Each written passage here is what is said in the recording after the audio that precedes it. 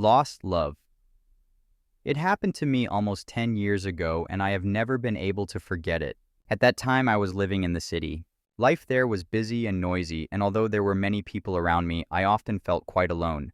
The summers were very hot in the city, and I always longed to escape from the traffic and the buildings and see the countryside. That summer was especially beautiful.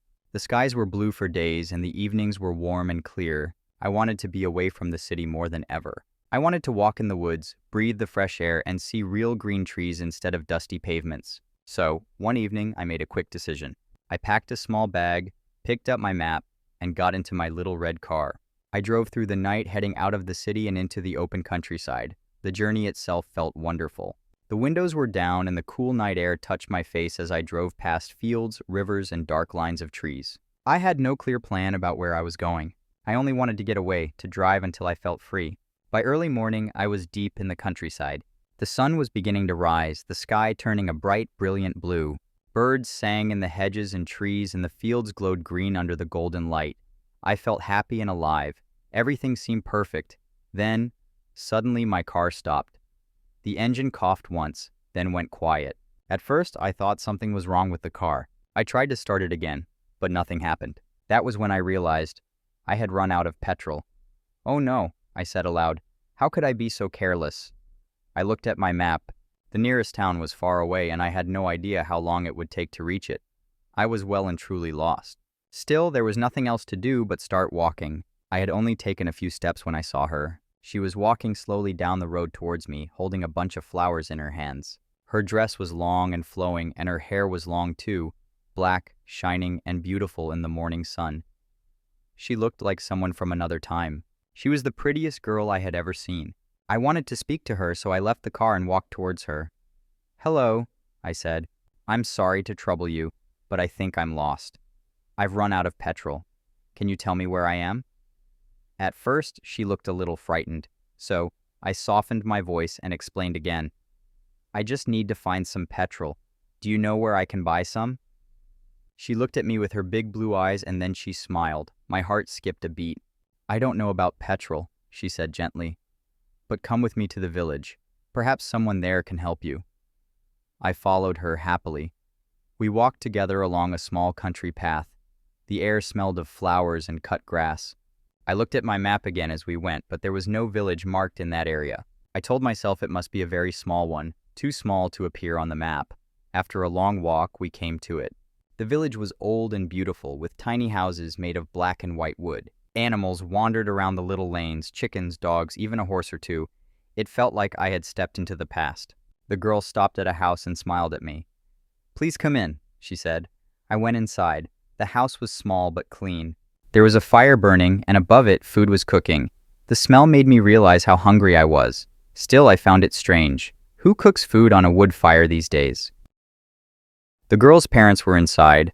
Her father was an old man with kind eyes, and her mother wore simple but neat clothes. Their clothes, however, looked very old-fashioned, like something from hundreds of years ago.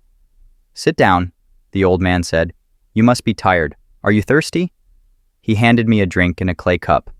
The liquid was dark brown and very strong.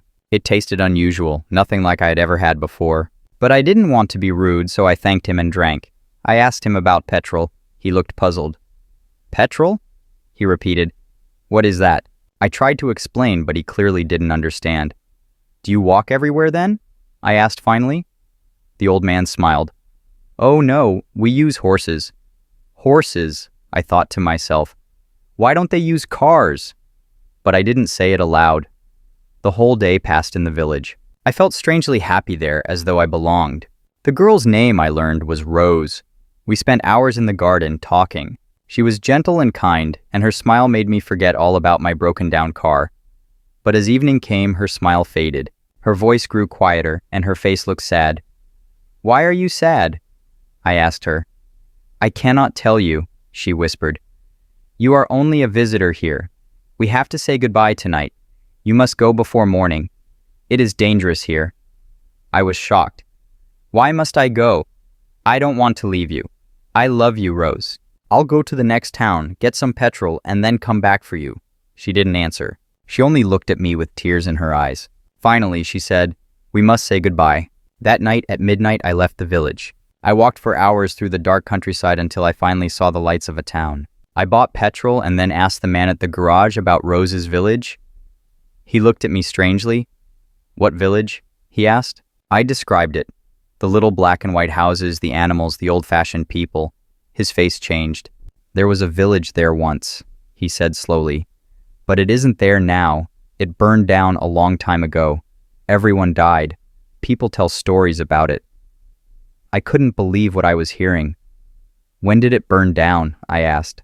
"Hundreds of years ago," he said. "During the time of King Edward.